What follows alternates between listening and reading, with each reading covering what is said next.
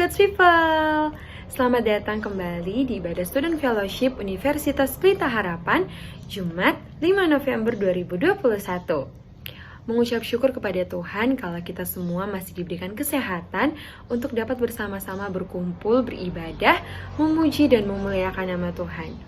Student Fellowship kali ini mengangkat tema Faithfulness yang akan dibawakan oleh Bapak Edward Oi. Nah, sebelum memulai ibadah kita di sore hari ini, mari siapkan hati dan pikiran kita terlebih dahulu agar kita dapat mengikuti ibadah ini dari awal, pertengahan, hingga berakhirnya dengan keadaan yang baik. Mari teman-teman kita bersatu di dalam doa. Bapa yang Maha Baik, kami bersyukur ya Tuhan buat setiap kebaikan-Mu di dalam kehidupan kami. Kami masih diberikan kesempatan untuk berkumpul bersama untuk mengikuti ibadah Student Fellowship pada saat sore hari ini. Ya Bapa, sebelum kami memulai ibadah kami ingin berdoa ya Tuhan, kiranya Engkau mengampuni setiap salah dan dosa kami Tuhan. Engkau menyucikan dan menguduskan hati dan pikiran kami agar kami layak untuk mengikuti ibadah pada saat sore hari ini. Kami juga berdoa ya Tuhan, biarlah ibadah yang kami lakukan pada saat hari ini biarlah menjadi berkat dalam setiap kehidupan kami dan juga berkati hamba-Mu yang akan memberitakan firman-Mu Tuhan. Biarlah hamba-Mu dapat berkata-kata sesuai dengan kehendak-Mu saja. Kami menyerahkan seluruh ibadah kami dari awal, pertengahan hingga berakhirnya boleh jadi seturut dengan kehendak-Mu saja. Hanya di dalam nama Tuhan Yesus Kristus kami telah berdoa dan bersyukur. Amin.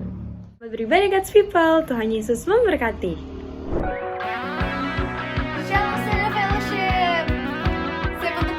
Hari ini sama-sama kita naikkan pujian ini ya dengan Tuhan. Percaya kalau Tuhan yang raja di hidup kita. Amin. Mari sama-sama kita nyanyikan. Tak pernah ku ragu akan kesetiaan-Mu, Kau pegang hidupku sepenuh jiwaku, ku yakin dan percaya Kau tuntun langkahku. Yesus, Kaulah raja dalam hidupku, berkuasa berjaya untuk selamanya.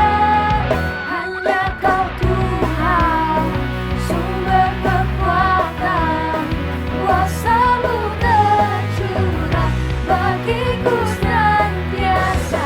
Denganmu Tuhan, bukan berjalan dari kemuliaan sampai kemuliaan selamanya.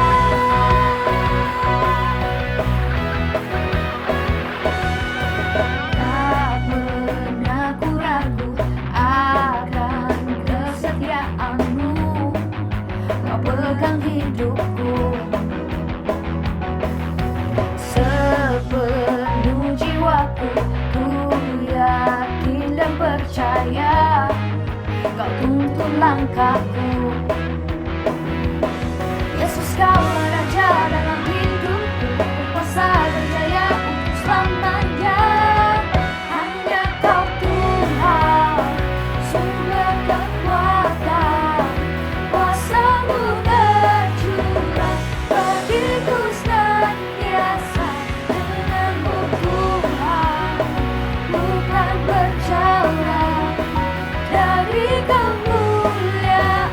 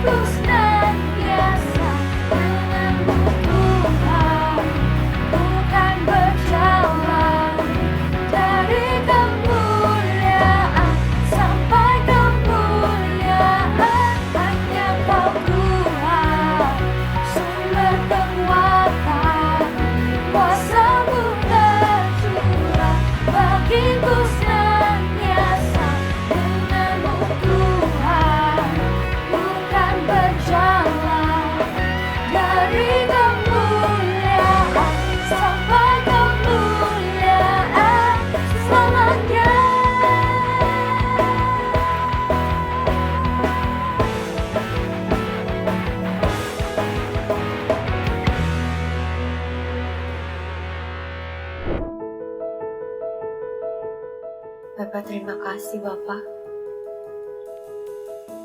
atas kasih setiamu Tuhan. Begitu luar biasa untuk kami. Tiada dapat memisahkan kami dari kasih-Mu Tuhan. Mari sama-sama kita nyanyikan. Tiada yang dapat pisahkan. Tiada yang dapat pisahkan ku dari terangnya kasih-Mu. Kau hadirkan ketenangan yang tak bisa dunia berikan. Kini Kau pegang hidupku dan Kau hapus kesalahanku. Berharganya pengorbanan yang memberikan keselamatan.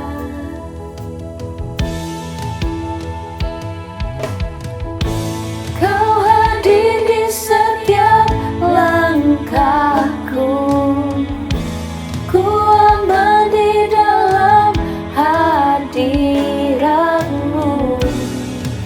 Kau buktikan Engkau setia.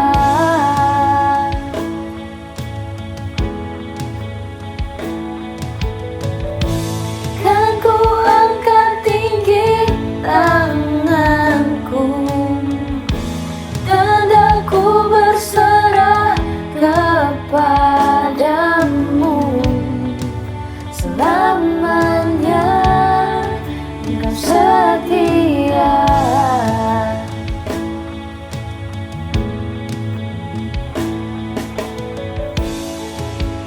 Kini Kau pegang hidupku dan Kau hapus kesalahanku. Berharganya pengorbanan berikan keselamatan. Kau hadir di setiap langkahku. Ku aman di dalam hadirat-Mu. Kau buktikan Engkau setia.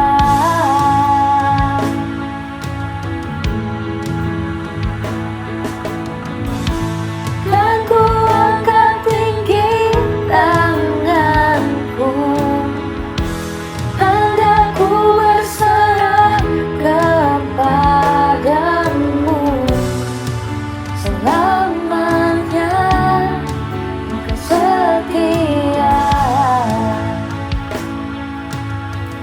Oh, your presence, oh, your presence never leaves me, and you'll never forsake me. Oh, your presence never leaves me, and you'll never forsake me. Oh, your presence never leaves me, and you'll never forsake me. Oh, your presence never leaves me, and you'll never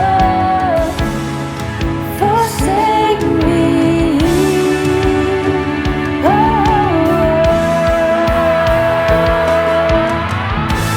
Kau hadir di setiap langkahku.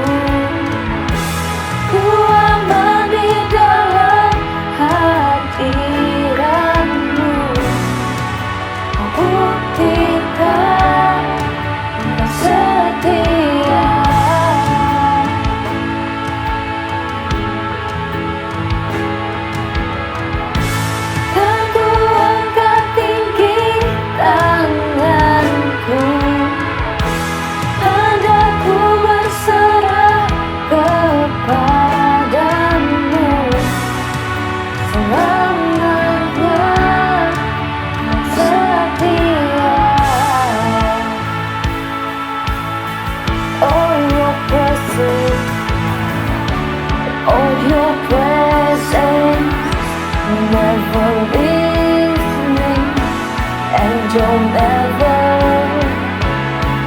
forsake me. For your presence never leave me, and you'll never forsake me.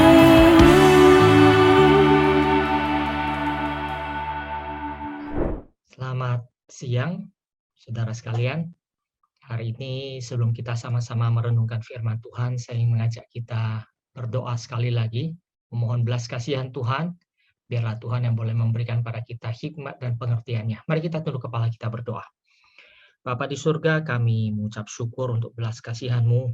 Tuhan masih memberikan kami kesempatan di tengah-tengah pandemi ini, tengah-tengah kesulitan yang tiada habis-habisnya, baik secara masyarakat, secara kesehatan, maupun bahkan mungkin ada di antara kami yang keluarganya yang juga memiliki kesulitan secara finansial.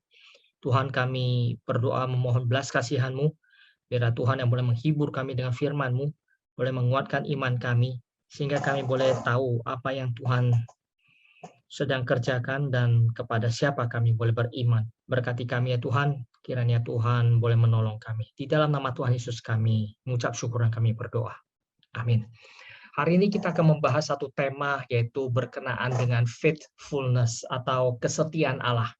Kesetiaan Allah seringkali dikaitkan dengan nantinya di dalam fokus hidup kita, dikaitkan dengan kesetiaan Allah terhadap saya, kesetiaan Allah terhadap keinginan saya, kesetiaan Allah terhadap kebutuhan saya, kesetiaan Allah terhadap pikiran saya.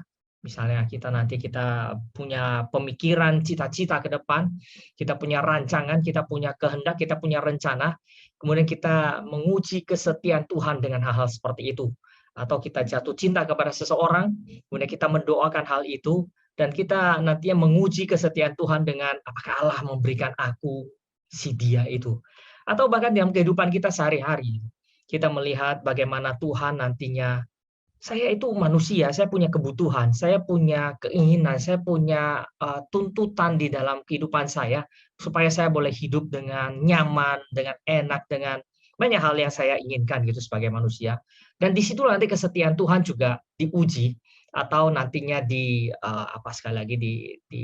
dipertaruhkan itu ya, sesuai dengan nantinya apakah hidup saya itu bisa lancar. Nggak perlu terlalu enak, nggak usah jadi konglomerat, karena konglomerat juga akan sakit kepala di masa seperti ini. Tapi paling tidak saya boleh menjadi orang yang hidupnya nyaman, lancar itu. Lancar itu, dan di dalam hal ini nanti kesetiaan Tuhan itu menjadi sesuatu yang dekat dengan kita, dan kita merasa bergumul di dalam tema-tema seperti ini. Tuhan setia atau tidak? Tuhan setia atau tidak? Nah, hari ini saya mengajak kita untuk sama-sama merenungkan kesetiaan Tuhan dari perspektif yang lebih mendasar. Kesetiaan Tuhan di dalam hal yang lebih mendasar nantinya tentu saja. Saya mengajak kita untuk membaca dari Keluaran pasal yang ke-12 ayatnya yang ke-31 sampai 32. Keluaran pasalnya yang ke-12 ayatnya ke-31 sampai 32. Ini merupakan kalimat atau pembicaraan nantinya Firaun dengan Musa dan Harun ketika mereka ingin keluar dari Mesir. Nah, saya akan bacakan bagi kita semua. Keluaran pasal ke-12 ayat 31 sampai 32. Lalu pada malam itu dipanggilnyalah Musa dan Harun. Katanya, "Bangunlah, keluarlah dari tengah-tengah bangsaku, baik kamu maupun orang Israel. Pergilah, beribadahlah kepada Tuhan seperti katamu itu. Bawalah juga kambing dombamu dan lembu sapimu seperti katamu itu, tetapi pergilah dan pohonkanlah juga berkat bagiku." Ini merupakan satu kalimat yang nantinya Firaun katakan setelah tulah yang ke-10 melanda dia. Kita tahu ketika bangsa Israel keluar dari Mesir, Musa datang kemudian meminta Firaun untuk melepaskan bangsa Israel boleh ke padang belantara untuk boleh beribadah kepada Allah. Lalu Firaun menolaknya. Nanti dia dengan segala alasan, iya, tidak, iya, tidak, iya, tidak. Dan Tuhan menghukum Firaun dan bangsa Mesir dengan menyatakan kuasanya. Dengan menyatakan kuasanya. Dan ketika Allah menyatakan dirinya, di dalam nanti di dalam konteks timur dekat kuno atau ancient Near East pada zaman itu, pada masa itu, pada daerah seperti itu, di daerah Mesopotamia sampai Mesir, Kanaan, seluruh wilayah sana, mereka mempunyai pemikiran seluruh hidup manusia itu ada di dalam kontrol Allah. Ini merupakan pikiran mereka yang paling mendasar. Hal yang kedua adalah hidup manusia itu bukan milik manusia sendiri, tetapi hidup manusia itu merupakan bagaikan pion di tangan Allah, sehingga ketika antar bangsa, antar manusia itu berperang, itu adalah peperangan antar Allah. Itu kita sudah sering mendengarnya. Jadi satu bangsa berperang dengan bangsa yang lain, itu bukan peperangan antar bangsa, itu peperangan antar Allah. Allah siapa yang lebih hebat? Itulah nanti yang terjadi gitu. Maka ketika bangsa Israel mau keluar dari Mesir, itu adalah satu hal yang tidak masuk akal bagi Firaun. Kamu itu bangsa yang ada di sini, hidup dari aku, engkau hidup di bawah pemeliharaan belas kasihanku, dan Firaun itu merupakan salah satu dewa dari Mesir. Dia bukan saja raja di sana, tetapi dia juga adalah dewa di sana, dan dia adalah dewa yang memelihara kelangsungan dari Mesir, memelihara kesejahteraan Mesir. Itulah Firaun. Firaun itu adalah dewa pemelihara bagi bangsa Mesir. Dan kau yang hidup di sini, dan aku sudah memelihara kamu ratusan tahun, 400 tahun lama yang kau hidup di sini, karena belas kasihanku, karena pemeliharaanku. Itu pikiran Firaun. Itu pikiran Firaun. Sudah 400 tahun lamanya engkau hidup di sini dari belas kasihanku. Sekarang kamu mau pergi. Kenapa pergi? 400 tahun sudah cukup untuk membuktikan bahwa Allah kamu itu impotent. Allah kamu itu tidak berkuasa, tidak mampu memelihara kamu, sehingga kamu harus hidup di Mesir. Kamu mesti hidup dari belas kasihanku, hidup dari aku. Aku yang kasih kamu makan loh. Sekarang kamu mau pergi. Ini bagaikan Allah kamu menantang aku. Allahmu yang tidak berkuasa ini, Allahmu yang tidak mampu ini, sekarang menantang aku, mau membawa kamu keluar dari tanganku. Wah, ini kurang ajar. Ini kurang ajar. Maka Firaun merasa, Allah kamu itu tidak berkuasa kok. Apa hak dia mampu menantang aku dan membawa kamu keluar dari tempat ini? Maka dia berani mengatakan tidak. Dia berani mengatakan tidak. Ya, nggak boleh pergi, nggak boleh pergi.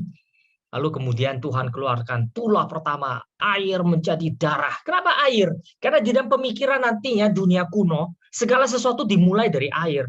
Saudara sekalian boleh ngecek nanti pemikiran di Mesopotamia. Dunia ini itu hasil dari pertarungan dari dua dewa air tawar dan air asin, kemudian bertarung, nanti kemudian satu kalah, mati, dibelah jadi dua. Ketika dibelah jadi dua, badannya yang atas jadi langit, badan bawah jadi bumi, lalu percikan darahnya dari manusia. Itu pemikiran nanti mitologi mereka gitu ya. Pemikiran Mesir juga sama. Segala sesuatu mulai dari air, dewa Nu, dewa air itulah yang menghasilkan segala sesuatu, yang memulai segala sesuatu. Nanti di dalam sampai kepada filsafat Yunani kuno juga sama. Filsuf paling pertama Yunani namanya Thales, dia mengatakan all is water. Segala sesuatu adalah air, segala sesuatu mulai dari air. Nah, itu pemikiran dunia kuno, air itu penting. Dan Tuhan menaklukkan sumbermu dengan membuat airmu, sumbermu itu berdarah. Itu bukan cuma sekadar air menjadi darah. Itu menunjukkan Allahmu itu terbunuh. Itu tulah yang pertama. Saya hari ini tidak membahas tentang tulah. Lalu cerita singkatnya adalah sampai kepada tulah yang ke-10. Apa yang menjadi poin di dalam tulah yang ke-10 sampai akhirnya ketika tulah ke-10 itu terjadi, Firaun itu angkat tangan. Oke, nyerah, silakan pergi. Lalu dua ayat yang tadi kita baca tadi itu dia panggil Musa, malam hari dicatat. Lalu Musa dipanggil dan Harun suruh mereka bangun dan pergi keluar dari sini. Pergilah beribadah kepada Tuhanmu. Pergi seperti apa katamu. Bawa seluruh kambing dombamu, bawa sapimu, lembu sapimu seperti kata. Tetapi yang paling penting, kamu mau ngapain aja boleh. Yang paling penting, pergi. Jangan dekat-dekat sini. Dia ketakutan. Apa yang membuat dia ketakutan? Apa yang membuat dia menyerah? Di dalam pemikiran Mesir kuno, keturunan itu dihitung hanya dari anak sulung. Jadi kalau saya punya anak, katakanlah saya punya anak 1000 orang anak gitu, 1000. Tetapi anak sulung saya mati, maka saya terkategori sebagai orang yang tidak memiliki keturunan. Karena anak kedua sampai yang ke 1000 itu nggak diperhitungkan. Celaka kita kalau anak kedua, anak ketiga kita itu di dalam pemikiran Mesir kuno itu sampah gitu ya. Cuma tukang habisin beras doang. Nggak ada gunanya kita nggak diperhitungkan. Yang diperhitungkan hanya sulung, anak pertama. Jadi, maka Tuhan menantang Firaun. Kamu pemelihara Mesir, kamu bisa memelihara kelangsungan Mesir, kamu bisa menjamin kelangsungan Mesir. Mari kita lihat siapa Allah yang lebih berkuasa. Maka Allah mengatakan, aku akan menurunkan tulah, aku akan membasmi seluruh yang namanya sulung dari raja, keturunan sulung dari raja, anak sulung raja, sampai kepada budak. Dari masyarakat yang paling tinggi sampai manusia, dia masyarakat yang paling rendah. Bahkan dari manusia sampai kepada hewan. Untuk membuktikan, menyatakan Firaun itu tidak berkuasa. Dia tidak mampu memelihara kelangsungan Mesir. Dia tidak mampu, dan Allah lah yang berkuasa atas segala sesuatu. Dan Allah lah yang nanti mengontrol kelangsungan Mesir. Dan bahkan selama ini jikalau Mesir masih bisa ada, itu karena belas kasihan Tuhan. Karena Allah lah yang memberikan kepada mereka keberlangsungan ini. Allah lah yang melakukan itu. Maka Allah membasmi seluruh yang sulung, dari anak raja sampai kepada budak. Dari yang namanya manusia sampai kepada binatang. Dengan kata lain, Tuhan memunahkan Mesir. Tuhan membuat Mesir punah. Dengan cara berpikir orang Mesir, Mesir punah malam itu juga.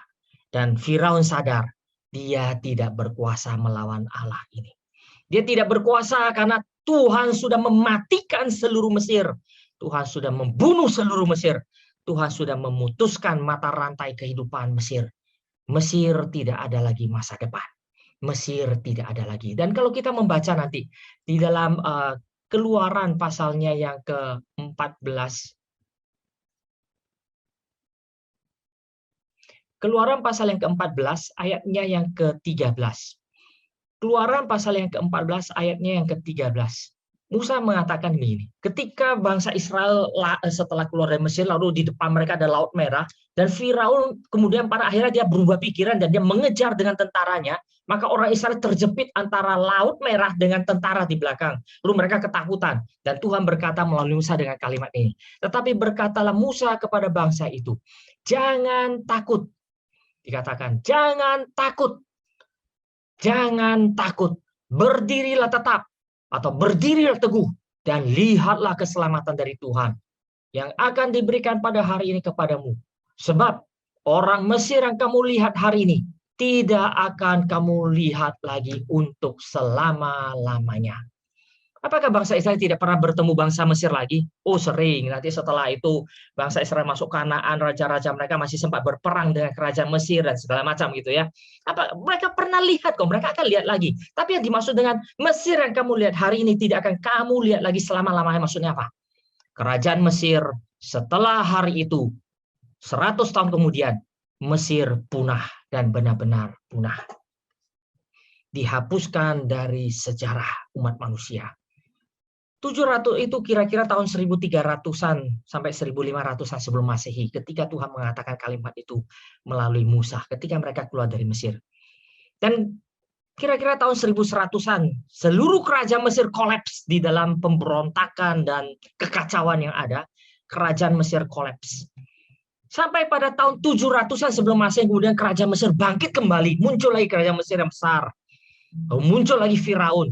Namun catatan sejarah menuliskan kerajaan Mesir pada zaman itu bukan lagi bangsa Mesir, tetapi bangsa Nubia yang menduduki wilayah Mesir, mendirikan kembali kerajaan Mesir dengan ingin mengambil kemuliaan Mesir yang lalu ditempelkan pada mereka sebagai bangsa Nubia. Cleopatra merupakan salah satu bangsa Nubia yang kemudian menjadi salah satu pemimpin Mesir pada zaman itu. Namun sampai pada tahun 332 sebelum Masehi, Alexander the Great datang dan kemudian menghancurkan Mesir. Dan mulai hari itu, Mesir benar-benar tidak ada lagi. Negara Mesir yang kita lihat hari ini bukan orang Mesir. Tahun 700-an sebelum Masehi pun sudah bukan Mesir. Dan hari ini pun bukan Mesir. Karena hari ini yang mendirikan negara Mesir adalah bangsa Arab, bukan bangsa Mesir. Tuhan tidak bermain-main dengan mereka. Pertanyaan adalah, kenapa Allah menghukum bangsa Mesir? Kenapa? Hari ini kita akan belajar untuk melihat cara pandang yang lebih sederhana. Saya hari ini mengajak kita untuk melihat cara pandang. Ini saya sudah membuat gambaran 2 lingkaran.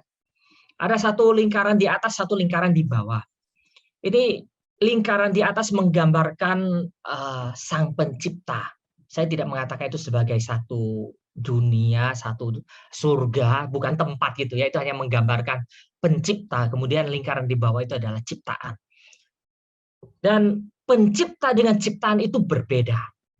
Maka ketika ciptaan ingin menjadi pencipta, itu adalah kekurang ajaran luar biasa. Karena penciptalah yang menghasilkan ciptaan. Penciptalah nantinya yang menciptakan ciptaan. Lingkaran di ataslah yang menghasilkan lingkaran di bawah. Dan lingkaran di atas itulah yang nanti menentukan lingkaran di bawah. Lingkaran di bawah itu hanya merupakan keberadaan yang bergantung kepada lingkaran di atas. Maka sangat kurang ajar ketika Firaun menantang Allah. Firaun adalah ciptaan dalam manusia, ada di lingkaran di bawah, mengatakan diri adalah dewa, menyamakan dirinya dengan Allah yang ada di lingkaran yang di atas. Itu ada kekurangan ajaran. Sama seperti ketika Kejadian pasal 3, ketika Adam dan Hawa ingin menjadi sama seperti Allah, manusia yang di lingkaran di bawah sebagai ciptaan ingin naik ke atas, disitulah kecelakaan terjadi. Dan hal yang kedua adalah Allah yang ada di atas, Allah yang diam lingkaran di dalam dunianya Allah itu berdaulat pada dirinya, di dalam dirinya, dan atas dirinya, serta atas segala sesuatu di luar dirinya. Allah itu bukan saja berdaulat bagi dirinya, di dalam dirinya, dan hanya berdaulat pada dirinya, tetapi Allah juga berdaulat di luar dirinya, termasuk seluruh ciptaan. Kita itu manusia berdaulat atas apa sih? Nggak ada. Bahkan kita tidak mampu mengontrol emosi kita, benar nggak? Waktu kita udah mulai kesel mau marah, oke tenang. Nggak sanggup kita menenangkan diri kita. Nggak bisa. Tetap masih ada rasa kesel di dalam. Kita nggak bisa senyum. Di luar bisa senyum, dalam tetap kesel. Kita tidak mempunyai kemampuan mengontrol kita. Kita selalu berpikir, saya ingin jadi orang baik, saya ingin berubah. Mana perubahannya? Nggak ada gitu. Kenapa tidak ada? Karena kita tidak mampu dan kita tidak berdaulat atas hidup kita sendiri. Allah berbeda. Allah itu berdaulat pada dirinya, di dalam dirinya, dan Allah berdaulat bahkan untuk di dalam keseluruhan dirinya, atas dirinya. Dan Allah juga bahkan berdaulat untuk semua yang di luar dirinya. Manusia jangankan yang di luar dirinya, di dalam dirinya nggak sanggup gitu ya. Maka Allah itu adalah Allah yang total berdaulat. Dialah menentukan segala sesuatu. Maka ketika Allah yang berdaulat ini, di luar dari dia, ada di dalam cengkeraman tangannya, di dalam kedaulatannya. Tetapi Allah juga adalah Allah yang baik. Yang ingin menyatakan dirinya kepada yang di luar dirinya, yaitu nanti dalam dunia ciptaan.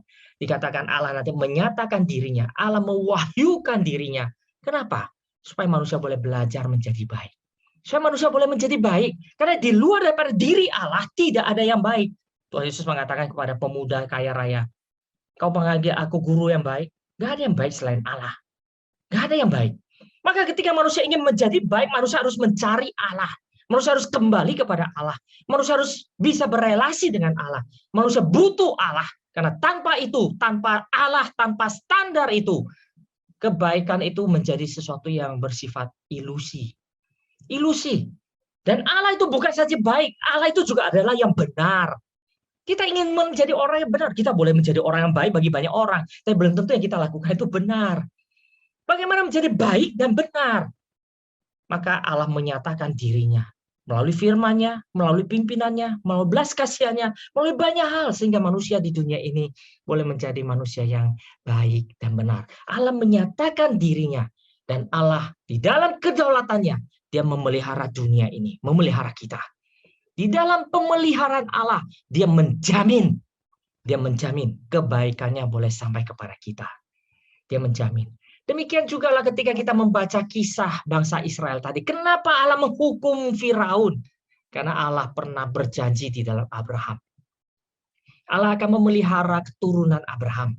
Allah akan memelihara mereka. Allah akan menyertai mereka. Allah akan memberkati mereka.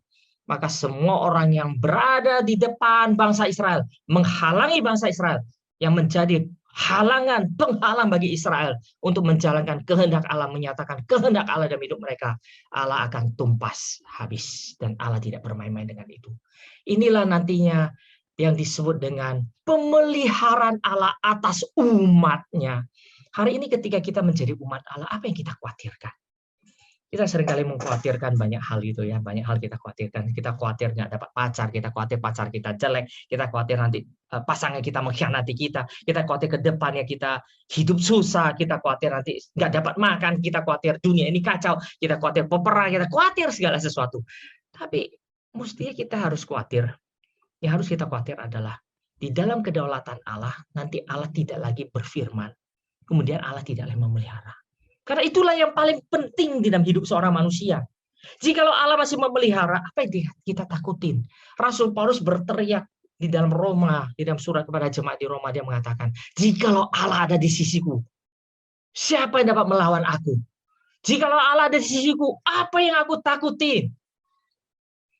Mari kita belajar memiliki iman seperti demikian. Jikalau Allah ada di sisiku, apa yang aku takutin? Maka ketika nanti kita membahas faithfulness, kesetiaan. Kesetiaan Allah itu bergantung total kepada kedaulatan Allah, di mana Allah yang baik ini dan benar ini sedang menyatakan dirinya, dan dia akan memelihara dunia ini. Dia menyatakan diri dari atas ke bawah kepada dunia ciptaan, dan dia akan menyatakan pemeliharaan kepada kita, sehingga ketika kita mendapatkan wahyu Allah dan pemeliharaan Allah ini, kita boleh melihat kesetiaan Allah. Maka hari ini saya mengajak kita merenungkan, kesetiaan Allah tidak bergantung kepada kehendak saya. Kesetiaan Allah tidak bergantung kepada kebutuhan saya. Kesetiaan Allah tidak bergantung kepada keinginan saya, cita-cita saya, bayangan saya. Kesetiaan Allah pertama bergantung kepada kedaulatan Allah. Apa yang Allah inginkan, dia akan kerjakan dengan setia dan tidak ada yang bisa menghalanginya. Kedua, kesetiaan Allah bergantung kepada kebaikan dan kebenaran Allah. Sehingga apa yang Allah nyatakan, kita nggak usah khawatirkan. Karena itulah yang terbaik dan itulah yang benar. Ketiga, kesetiaan Allah bergantung kepada perjanjian Allah dengan umatnya. Allah itu setia. Setia dengan janjinya kepada umatnya. Janjinya kepada Abraham dia jalankan. Ayat yang kita baca ini. Tuhan tidak segan-segan menghancurkan seluruh kerajaan Mesir demi umatnya. Dan Tuhan tidak segan-segan menghancurkannya. Hari ini di tengah-tengah pandemi, apa yang kita takutkan? Apa yang kita takutkan? Bukankah pandemi ini juga ada di dalam kontrol kedaulatan Allah? Mampukah kita melihat segala sesuatu yang terjadi ini sedang mendatangkan kebaikan bagi mereka yang mengasihi Dia, kata Tuhan di dalam Roma pasal 8 ayat 28. Rasul Paulus mengatakan, segala sesuatu mendatangkan kebaikan bagi mereka yang mengasihi Dia. Mari kita hari ini ketika merenungkan kesetiaan di dalam poin yang keempat, pertanyaan adalah bukan berfokus kepada tadi saya katakan keinginan saya, kebutuhan saya, cita-cita saya. Tapi mari kita berfokus pada seberapa aku mengasihi Tuhan. Karena disitulah akan menyatakan seberapa aku ini adalah umat Allah. Dan disitulah jaminannya bahwa Allah akan dengan setia memelihara kita. Dia akan dengan setia memelihara kita. Karena Allah tidak akan meninggalkan umatnya. Mari kita sekali lagi merenungkan. Jikalau saya merindukan kesetiaan Tuhan dalam hidup saya, apa yang saya perlu kerjakan? Pertama, kita harus mengerti kedaulatan Allah. Kita mengerti bahwa Allah itu punya kehendak. Bukan aku yang punya kehendak, tapi Tuhan punya kehendak. Dan kehendakku adalah untuk menyatakan kehendak Allah. Apa yang aku inginkan? Aku inginkan persis seperti yang Tuhan inginkan. Waktu anak saya kecil, saya tanya dia suka main biola. Saya tanya dia, Ying nanti kalau udah gede mau jadi apa? Jadi pemain biola. Saya tepukin kepalanya. Salah. Terus saya bingung, mikir-mikir. Jadi musikus ya Pak ya, bukan biola aja, jadi musikus. Salah. Terus saya bingung, jadi apa dong? Saya ngajarin. Saya katakan, Papa kasih tahu. Bukan jadi ini, jadi itu. Yang paling penting, yang harus ingin punya kalau udah gede adalah jadi seperti yang Tuhan mau. Tuhan yang menciptakan kita. Tuhan yang menghadirkan kita. Tuhan yang menaruh kita dalam sejarah. Dan Tuhan yang akan memakai kita di dalam kedaulatannya. Tuhan punya kehendak bagi kita. Sama seperti ketika kita membuat pulpen. Satu spidol nih, kita mendesain satu spidol. Lalu kita buat spidol. Lalu spidol ini, waktu kita membuat spidol ini, kita punya rencana. Manusia punya gambaran. Spidol mestinya kalau dibuka, dia jangan netes. Tapi waktu nulis, dia harus keluar tintanya. Jangan macet. Jangan waktu tintanya mesti keluar, dia nggak keluar. Waktu nggak harus keluar, dia keluar. Itu namanya pemberontakan. Maka spidol ini mesti sesuai dengan rancangan kehendak saya sebagai manusia yang merancang dia. Dan ketika spidol ini tidak menjalankan persis seperti rancangan saya, kehendak saya, maka saya akan mendefinisikan spidol ini rusak, maka siap dibuang. Maka mari kita belajar. Mau mengerti kesetiaan Tuhan, mau menikmati kesetiaan Tuhan, mari kita belajar kedaulatan Tuhan. Yang kedua, mari kita mengejar dan merenungkan kehendak Tuhan. Jangan jadi orang gila. Kita tahu sudah tahu Allah itu berdaulat. Apa yang Tuhan kehendaki tidak mungkin tidak terjadi. Seluruhnya pasti terjadi. Dalam pemeliharaan Tuhan pasti terjadi. Karena itulah yang terbaik. Pasti terjadi. Lalu kita jangan merindukan sesuatu yang melanggar, melawan, dan beda dari kehendak Tuhan. Kita jadi orang gila. Lalu nanti setelah itu tidak jadi. Aduh Tuhan, kenapa nggak jadi? Bukankah saya sudah minta Tuhan? Aduh, nanti minta lagi satu. Aduh Tuhan, nggak ada. Tuhan jahat, Tuhan jahat. Bukan Tuhan jahat. Tuhan dengan setianya bahkan menyatakan apa yang menjadi kehendaknya yang paling baik, paling benar untuk kita. Supaya kita boleh menjadi paling baik dan paling benar. Supaya hidup kita boleh menjadi hidup yang benar. Hidup yang baik. Hidup yang indah. Tuhan dengan setia memelihara kita, tapi kita nggak mau lihat. Jadi orang gila, kita jadi orang gila gitu ya. Terus lihat yang lain, terus lihat yang lain. Nah, itu hal yang kedua yang kita mesti sadari. Melihat kepada kehendak Allah, dan kita belajar untuk mengejar dan menghidupi kehendak Allah. Yang ketiga, bagaimana bisa menikmati dan mengenal kesetiaan Tuhan? Nikmati seluruh kehendak Allah, kita mengucap syukur, dan kita akan lihat Tuhan bagaimana Tuhan terus memelihara hidup kita. Dari yang paling kecil, Tuhan Yesus mengatakan, burung pipit yang dijual dengan murahnya luar biasa. Itu pun tidak ada satupun yang akan jatuh dari langit kalau Tuhan Bapa yang di surga tidak mengizinkan atau tidak menghendakinya. Tuhan pelihara kok. Bunga bakung itu pun dipelihara Tuhan. Rambut kita pun tidak ada satu helai pun yang akan jatuh. Tuhan pelihara sampai hal yang begitu detail. Maka ketika kita menjalankan hidup ini, kita tahu Tuhan sedang memelihara aku. Di dalam kesetiaannya, dia terus menopang aku, menjaga aku, memberikan aku kesempatan. Boleh kuliah, boleh belajar, boleh memiliki masa depan, boleh hidup hari ini. Segala sesuatu, boleh mendengarkan firman, boleh menikmati pemeliharaan Tuhan di dalam kesetiaan Tuhan. Mari kita mengucap syukur. Dengan demikian kita akan menerima, menikmati kesetiaan Tuhan dari waktu ke waktu dengan penuh sukacita. Kiranya Tuhan memberkati kita. Kiranya renungan yang singkat ini boleh mengajarkan kita sekali lagi bagaimana kita mengerti kesetiaan Tuhan. Tuhan yang setia untuk menjalankan kehendaknya, perjanjiannya di dalam kedaulatannya terhadap umatnya. Apa yang kita takutkan? Kita adalah umat Allah. Apa yang kita takutkan? Allah pencipta langit dan bumi ada di sisi kita. Apa yang kita takutkan? Dan dia adalah Allah yang setia. Yang tidak akan mengingkari janjinya. Yang tidak akan membiarkan anak-anaknya. Tuhan Yesus mengatakan, jikalau di dunia ini anak minta roti, Bapak aja nggak kasih ular. Bagaimana dengan Bapa di surga yang jauh lebih baik? Itu dunia, Bapa di dunia ini itu manusia berdosa. Allah yang di surga, Bapa kita di surga. Bukankah dia akan memberikan yang lebih baik? Dan dia itu setia terus memberikan yang terbaik dan yang paling benar bagi kita. Dan biarlah kita boleh senantiasa mengucap syukur, menikmatinya. Menikmati kesetiaan Tuhan. Mengerti kesetiaan Tuhan dengan benar. Di dalam kehendaknya, di dalam kedaulatannya, di dalam pemeliharaannya. Mari kita berdoa.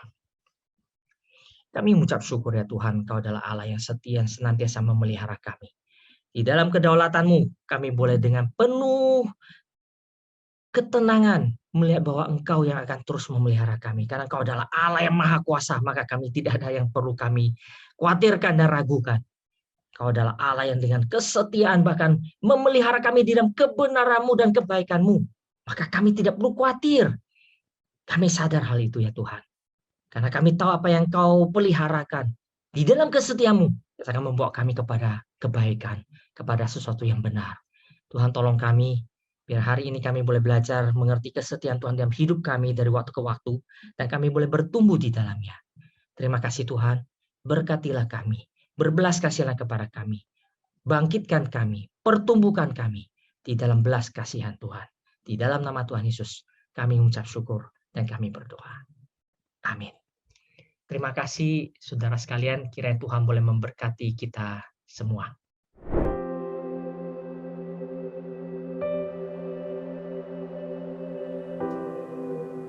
Thank you, Lord, for always being here with us.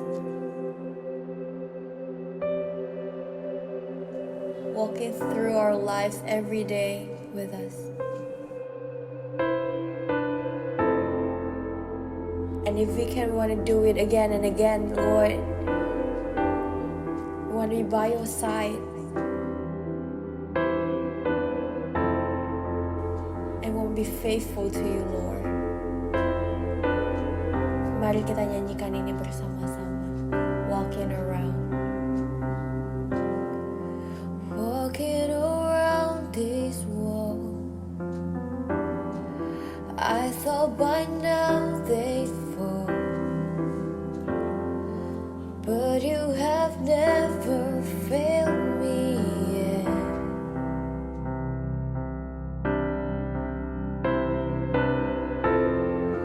Waiting for change to come, knowing the battle's won,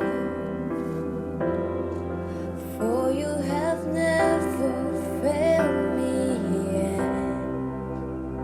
Your promise, Lord, your promise still stands. Great is your faithfulness, faithfulness. I'm still in your hands. This is my confidence. You've never failed me yet. Oh, you never failed me yet.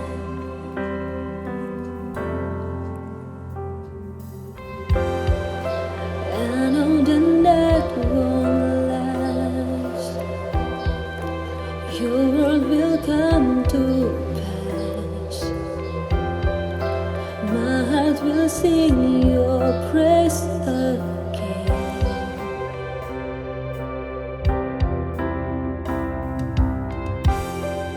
Jesus, you're still enough. Keep me within your love. My heart will sing your praise again.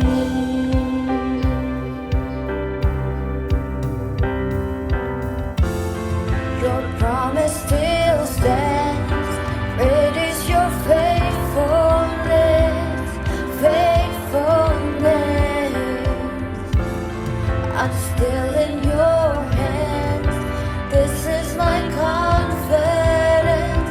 You never fail. Your promise still stands.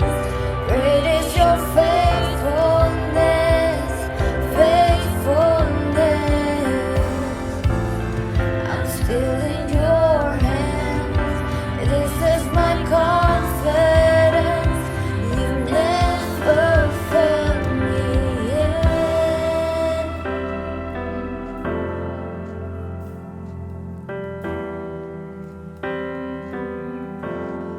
Engkau tidak pernah gagal, Tuhan. Engkau selalu bekerja di hidup kami, Tuhan. Engkau setia untuk kami, Tuhan. Apapun yang terjadi di hidup kami, Tuhan, Engkau selalu berada di sisi kami, menemani kami menjalani semuanya, Tuhan.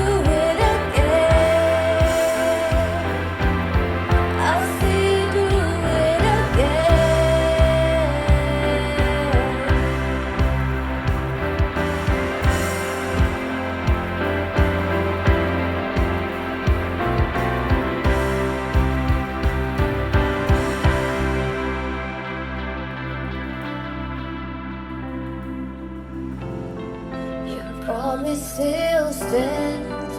Great is your faithfulness, faithfulness.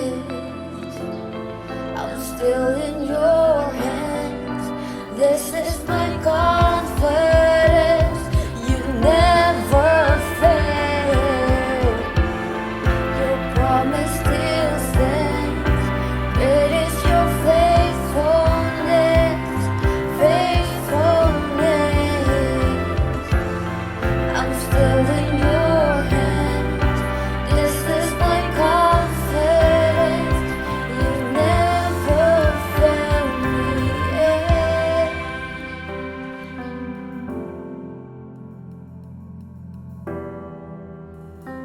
You never fail me yet. I never will forget. You never fail me yet.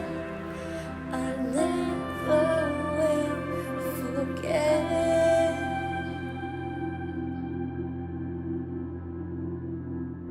Ada beberapa informasi yang ingin disampaikan untuk kegiatan seminggu ke depan. Kami ingin mengajak kembali teman-teman semua untuk mengikuti ibadah Student Fellowship minggu depan yang akan ditayangkan via Zoom pada hari Jumat 12 November 2021 jam 5 sore dengan tema Obedience Brings Salvation yang akan dibawakan oleh Bapak Ridwan Tamandogo. Yuk mari kita semua ajak juga teman-teman kita yang lainnya agar bisa mengikuti ibadah Student Fellowship di minggu depan. Adapun kegiatan rutin spiritual growth yang bisa teman-teman semua ikuti. Yang pertama ada santuy, saatnya bersekutu yuk di setiap hari Senin jam 7 malam bagi teman-teman semua yang ingin berkomunitas. Ada juga prayer meeting di setiap hari Minggu jam 7 malam bagi teman-teman yang ingin berdoa dan sharing bersama.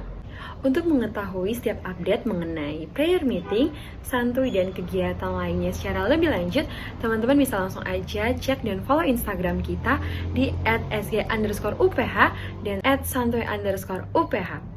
Demikian beberapa informasi yang dapat disampaikan.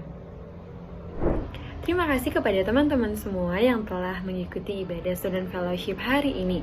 Sebelum itu, mari kita tutup ibadah kita di dalam doa. Mari kita bersatu di dalam doa. Bapa yang Maha Baik, kami bersyukur Tuhan buat penyertaan-Mu dari awal, pertengahan, hingga berakhirnya ibadah kami Tuhan. Kami bersyukur karena kami boleh mengikuti setiap ibadah kami pada saat sore hari ini dengan keadaan yang baik. Kami bersyukur Tuhan buat firman-Mu yang telah kami dengarkan. Kiranya setiap firman yang masuk di dalam kehidupan kami tidak berlalu begitu saja ya Bapa, tetapi boleh menjadi remah dan boleh menjadi berkat di dalam setiap kehidupan kami. Ajar kami ya Tuhan, bukan hanya menjadi pendengar dan pembaca saja, tetapi kami terlebih lagi boleh menjadi pelaku-pelaku kebenaran firman-Mu. Kami berdoa buat hamba-Mu Tuhan yang telah menyampaikan kebenaran firman-Mu. Kiranya Engkau yang memberkati setiap kehidupannya Tuhan. Apapun yang menjadi pergumulan kehidupannya, Engkau yang memberkati. Bahkan pengurapan-Mu yang baru selalu menjadi bagian daripada hamba-Mu. Kami berdoa juga Tuhan menyerahkan pelayan-pelayan yang telah mengambil bagian di dalam Student Fellowship hari ini. Kiranya Engkau yang memberkati setiap kehidupan mereka Tuhan. Dalam masa muda mereka, dalam apapun yang menjadi cita-cita mereka, Engkau yang memberkati dan Engkau yang mengurapi setiap kehidupan mereka. Kami berdoa ya Bapa buat bangsa dan negara kami Indonesia. Kau memberkati setiap pemerintahan dari yang pusat sampai ke daerah-daerah. Biarlah mereka boleh menjalankan setiap tugas dan tanggung jawab yang Engkau berikan sesuai dengan kehendak-Mu saja ya Bapa. Bahkan kami berdoa Tuhan buat pemerintahan kami dalam menangani kasus COVID-19 ini ya Tuhan. Kiranya kekuatan-Mu, sukacita, bahkan hikmat kebijaksanaan-Mu ya Bapa Engkau berikan kepada pemerintah-pemerintah kami, terutama dalam menangani kasus COVID-19 ini ya Bapa. Kiranya Engkau yang memberikan kekuatan, sukacita, dan hikmat kebijaksanaan kepada setiap pemerintah kami yang ada. Kami juga berdoa Tuhan buat tenaga-tenaga kesehatan yang berjuang membantu melawan kasus COVID-19 ini ya Bapa. Bahkan ada orang-orang yang lain juga yang bertugas Tuhan. Kami berdoa biarlah kekuatan-Mu, sukacita-Mu juga Engkau tambahkan dalam setiap kehidupan mereka. Kami berdoa ya Bapa biarlah Engkau segera memulihkan bangsa negara kami dari kasus COVID-19 ini ya Tuhan. Kami juga ingin berdoa buat universitas kami, Universitas Pelita Harapan ya Bapa. Kami berdoa buat para petinggi, staf, dosen yang ada. Biarlah dalam memimpin dan mendidik kami Tuhan, Engkau boleh pakai kehidupan mereka. Engkau boleh memberkati setiap kehidupan mereka Tuhan dengan kekuatan, hikmat, dan sukacita ya Tuhan. Kami berdoa juga buat mahasiswa-mahasiswa yang ada. Kami berdoa biarlah dalam menjalani online learning ini Tuhan, Engkau yang memberkati setiap kehidupan kami. Kau berikan kami hikmat, kekuatan, dan sukacita Tuhan. Bahkan apapun yang kami lakukan Tuhan, Engkau yang tuntun dan sertai setiap langkah kehidupan kami. Kami juga ingin berdoa buat keluarga-keluarga dari teman-teman yang telah mengikuti ibadah Student Fellowship pada hari ini ya Bapa. Kiranya Engkau yang memberkati setiap keluarga-keluarga yang ada. Apapun yang menjadi tugas, mata pencarian, dan tugas tanggung jawab yang mereka kerjakan Tuhan, kiranya Engkau yang memberkatinya Bapa. Kami berdoa Tuhan buat pergumulan-pergumulan yang sedang dihadapi oleh keluarga-keluarga yang ada. Kiranya Engkau boleh menjawabnya sesuai dengan waktu dan kehendak-Mu saja ya Bapa. Kami berdoa mungkin ada keluarga-keluarga yang sedang mengalami sakit, Tuhan boleh jamah sembuhkan di dalam nama-Mu ya Bapa. Bahkan ada yang lemah, Tuhan boleh kuatkan, yang susah Tuhan hiburkan, bahkan yang sedang membutuhkan Tuhan, Engkau juga cukupkan setiap kebutuhan mereka ya Bapa. Bapa, kami berdoa juga buat kakak-kakak dari angkatan 2018 yang saat ini mungkin sedang berjuang dalam penyusunan skripsi. Kiranya apapun yang menjadi usaha mereka Tuhan, Engkau boleh lihat itu dan Engkau boleh membuat mereka berhasil dan beruntung Tuhan. Bahkan kami berdoa ya Bapa buat setiap kehidupan kami yang telah mengikuti ibadah Student Fellowship pada hari ini. Kiranya Engkau yang memberkati setiap kehidupan kami Tuhan, dalam masa muda kami, dalam pergaulan kami. Kiranya Engkau memberkati ya Bapa. Biarlah kami boleh menjadi surat kiriman-Mu yang terbuka Tuhan bagi sesama kami. Bapa, sekali lagi kami berdoa kiranya Engkau memberkati setiap kehidupan kami yang telah mengikuti ibadah Student Fellowship pada saat hari ini Bapa. Kiranya Tuhan Engkau selalu memberikan kami kesatuan hati, kerinduan untuk selalu mau bersekutu dengan-Mu ya Bapa. Bapa, hanya inilah yang menjadi doa dan ucapan syukur kami. Ampuni segala dosa dan salah kami ya Bapa, agar kami layak menaikkan doa-doa kami ke dalam tangan-Mu. Hanya di dalam nama Tuhan Yesus Kristus kami telah berdoa dan bersyukur. Amin.